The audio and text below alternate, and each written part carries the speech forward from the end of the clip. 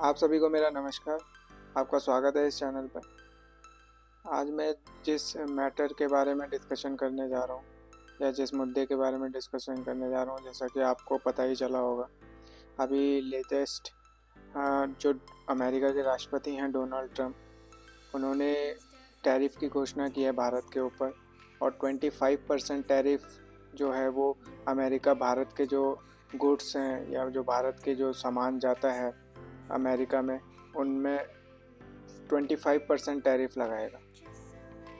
तो अगर हम इस पूरी ट्रेड डील की जो अमेरिका और भारत के बीच में होने वाली थी या हो रही है अभी भी, उसके बारे में बात करें तो ये बहुत पहले समय से चल रही है। इसमें भारत अमेरिका दोनों एक एक पार्टी हैं और अमेरिका का ये कहना है कि भारत हमारे साथ ट्रेड कम करता है, इस वजह से हम भारत के साथ ट्रेड ज़्यादा करना चाहते हैं और इसलिए हम एक ट्रेड डील रखना चाहते हैं। उसमें अमेरिका अपने प्रोडक्ट्स जो हैं वो भारत में कम टैरिफ के साथ उतारने के लिए कहता है, क्योंकि अमेरिका के अनुसार भारत जो है अब उसके प्रोडक्ट्स पे ज़्यादा टैरिफ लगाता है, यानी कि ज़्यादा टैक्स लगाता है। और जो भारत के जो वस्तुएं जो सामान अमेरिका जाता है उस पर अमेरिका जो है वो उतना टैरिफ नहीं लगाता और कम टैक्सेस के साथ भारत का जो माल है वो मार्केट में, अमेरिका की मार्केट में उतरता है। तो ये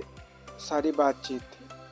अब अमेरिका के जो राष्ट्रपति हैं डोनाल्ड ट्रंप, उनके आते ही ये चीज़ बात हुई थी कि जो सभी कंट्रीज़ हैं उनके साथ अमेरिका ट्रेड डील करेगा और जो भी कंट्रीज़ अमेरिका के साथ अच्छा ट्रेड नहीं करती है उन पे अच्छे खासे टैरिफ लगाए जाएंगे। तो शुरुआत में चाइना को भी इन्होंने काफ़ी भला बुरा कहा और काफ़ी हार्श रिएक्शन देके उनसे ट्रेड डील साइन कराने की सोचे। हालांकि चाइना ने नज़रअंदाज किया और उस तरीका कोई रिएक्शन ही नहीं दिया। जितना हार्श अमेरिका का रिएक्शन था चाइना को, उतना ही हार्श चाइना का रिएक्शन रहा अमेरिका को। तो वहाँ अमेरिका की बात नहीं बन पाई। सबसे मेन जो मार्केट थी अमेरिका की डेयरी प्रोडक्ट्स की, वो अमेरिका चाह रहा था कि वो चाइना में उतार दे। उस समय पे अमेरिका चाइना को काफ़ी ज़्यादा स्ट्रॉन्ग शब्दों में क्रिटिसाइज़ करता था और कहता था कि 200-300 मतलब ट्रिपल डिजिट तक में टैरिफ लगाने की बात करती है। उस समय पे भारत के लिए इतने ज़्यादा हार्श शब्द प्रयोग में नहीं किए जा रहे थे अमेरिका की तरफ से। तो जब चाइना की तरफ से ये बिल्कुल ही नेगलेक्ट कर दिया गया कि हम किसी भी प्रकार से हम इस तरीके की ट्रेड डील को बिल्कुल भी एक्सेप्ट नहीं करेंगे, तो फिर दूसरा बड़ा मार्केट जो रहता है वो रहता है इंडिया का मार्केट। इंडिया का मार्केट जब चाइन अमेरिका को लगा कि अब इंडिया के मार्केट में उतरना है, तो एक ट्रेड डील की बात चल रही थी इंडिया के साथ। तो उसमें अमेरिका द्वारा ट्रेड डील में अभी हालांकि ये सारी चीज़ें घोषणा नहीं की गई है, पर एक बात रखी आई है जो कि सोर्सेज से पता चली आ रही है कि और काफ़ी आर्टिकल्स भी इसके ऊपर हैं कि जो अमेरिका के डेयरी प्रोडक्ट्स हैं वो अमेरिका चाहता है कि वो भारत की मार्केट में उतरे। अब अमेरिका के डेयरी प्रोडक्ट्स हैं कैसे, मतलब कि जो दूध है और दूध से बनाई हुई चीज़ें हैं वो अमेरिका चाहता है कि वो भारत की मार्केट में उतारे। अब इसमें दो चीज़ें हैं। एक तो भारत खुद एक कृषि कृषि प्रधान देश है। भारत में पशुपालन काफ़ी होता है और काफ़ी जो लोग हैं वो इस प्रकार से अपना जीवन यापन करते हैं कि उनका मेन, भारत के काफ़ी नागरिक जो हैं वो पशुपालन से ही अपना जीवन यापन करते हैं। तो एक तो ये चीज़ है और दूसरी चीज़ ये है कि जो अमेरिका के डेयरी प्रोडक्ट्स हैं वो कहीं ना कहीं नॉन वेज डेयरी प्रोडक्ट्स हैं। अब आप पूछेंगे कि ये नॉन वेज कैसे होते हैं सर डेयरी प्रोडक्ट्स। तो एक्चुअली क्या है कि जो अमेरिका के में जो गाय भैंस या पशुपालन किया जाता है अमेरिका में, वो भारत जैसा नहीं होता। भारत में दूध एक शुद्ध माना जाता है, पर अमेरिका में उस तरीके से पशुपालन नहीं किया जाता। भारत में जो पशुपालन है उनको हरी घास या फिर सूखी घास खिलाई जाती है या फिर और कुछ चीज़ें खिलाई जाती हैं जिससे कि दूध अच्छा है। तो अगर मैं बात करूं अमेरिका में पशुपालन की, तो अमेरिका में जो उनके पशु होते हैं उनको अधिकतर वो जो बीफ होता है या चिकन होता है या मटन होता है उनके पार्ट्स भी खिलाए जाते हैं, मतलब उनको मिक्स करके खाने के साथ और उनको खिलाया जाता है गाय और भैंसों को, जिससे कि उनका दूध और ज़्यादा मात्रा में है। अब इस वजह से वहाँ का जो दूध है या डेयरी प्रोडक्ट्स है वो भारत में नहीं शामिल हो सकते, क्योंकि भारत एक, जैसा कि आपको पता है, धार्मिक देश है। यहाँ पे हर किसी की धार्मिक भावनाएं आहत होती हैं इस तरीके से, क्योंकि दूध बहुत शुद्ध माना जाता है। चाहे हिंदू धर्म में है, उसको दूध को मतलब हम पूजा में भी इस्तेमाल करते हैं, शादी ब्याह में भी इस्तेमाल करते हैं। तो अमेरिका में जिस तरीके का पशुपालन होता है, वो डेयरी प्रोडक्ट्स इंडिया में नहीं चल पाएंगे। दूसरा, अगर और भी कोई धर्म है तो उनमें भी जो पिग्स होते हैं उनको मतलब एक गलत श्रेणी में रखा जाता है, तो इसलिए उनके लिए भी वो डेयरी प्रोडक्ट्स यूजेबल नहीं रहेंगे। और जो हमारे पशुपालक हैं जो कि दूध से ही सारा घर खर्च चलाते हैं और जिनकी पूरी रोजी रोटी ही दूध से है, तो उनको भी कहीं ना कहीं हानि होती। तो बाद में अमेरिका ने एक प्रेशर टैक्टिक्स अपनाई इंडिया के खिलाफ, कि क्यों ना इंडिया को थोड़ा प्रेशराइज किया जाए और जिससे कि इंडिया ट्रेड डील को साइन करने के लिए हामी भर दे। इसमें इन्होंने जो भारत में कई लोग थे उनको भी समर्थन किया और उनको भी गवर्नमेंट पे प्रेशर बनाने के लिए कहा होगा, जो कि होता है मोस्टली, हर देश करता है इस तरीके से, अपने एनजीओज के थ्रू या मतलब और तरीके से किया जाता है कि प्रेशराइज किया जाए वहाँ की लोकल गवर्नमेंट को, ताकि वो दूसरे देश के हित में काम करे। और जो अमेरिका है, सीआईए है, तो ये तो इसके लिए मानी जाती है।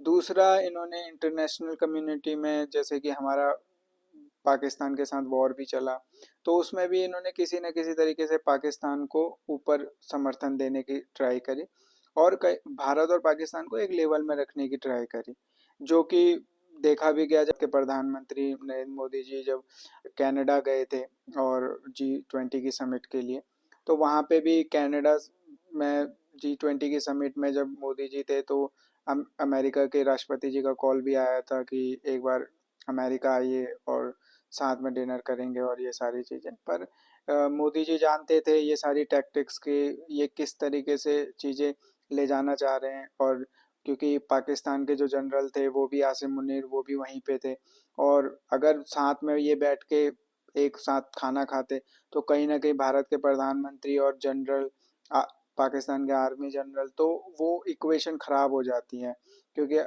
दोनों का वो दायरा नहीं है। पाकिस्तान हो सकता है कि उनके वहाँ जनरल की उतनी अहमियत है, लेकिन भारत में प्रधानमंत्री को ही सर्वोच्च माना जाता है। मतलब आफ्टर राष्ट्रपति प्रधानमंत्री सर्वोच्च होते हैं। पाकिस्तान का उस तरीके का कोई रूल रेगुलेशन नहीं है उनके वहाँ पे। उनके वहाँ उनके जनरल को ही बहुत मुखिया माना जाता है। तो भार प्रधानमंत्री जी वो सब चीज़ें परख गए थे, इसलिए उन्होंने कहा अभी हमारे पास समय नहीं है, अभी मुझे और भी कई देशों में विजिट करना है, तो मैं कभी और लगेगा तो आऊँगा, बाकी आप आइए हमारे देश में, हम आपका आदर सत्कार करेंगे। इसके बाद देखा जाता है कि भारत के प्रधानमंत्री जी अपने देश आ जाते हैं। अब जब भारत के प्रधानमंत्री अपने देश आ जाते हैं तो बार बार रिपीटेडली जो डोनाल्ड ट्रंप द्वारा कहा जा रहा है कि मैंने जो है भारत और पाकिस्तान के बीच में मीडिएशन कराई और जो सीज फायर है वो कराया। इसका कहीं ना कहीं एक तो उनका खुद का मन है कि उन्हें जो है नोबेल पीस प्राइज मिले, ताकि उनका एक नाम बने, उनकी एक लेगेसी बने। दूसरा कारण ये भी है कि उन्हें पता है कि भारत में इसके खिलाफ काफ़ी ज़्यादा नेगेटिव चीज़ें जा रही हैं। मतलब जो गवर्नमेंट है वो इसको पसंद नहीं कर रही है, जो इंडिया की जनता है वो इसको पसंद नहीं कर रही है।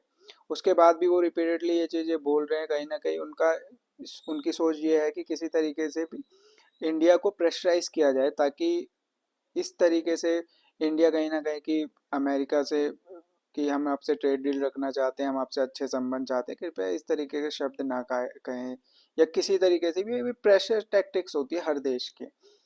तो अब क्योंकि अमेरिका स्ट्रांग देश है ऑब्वियसली, तो वो ये प्रेशर टैक्टिक्स जानता है।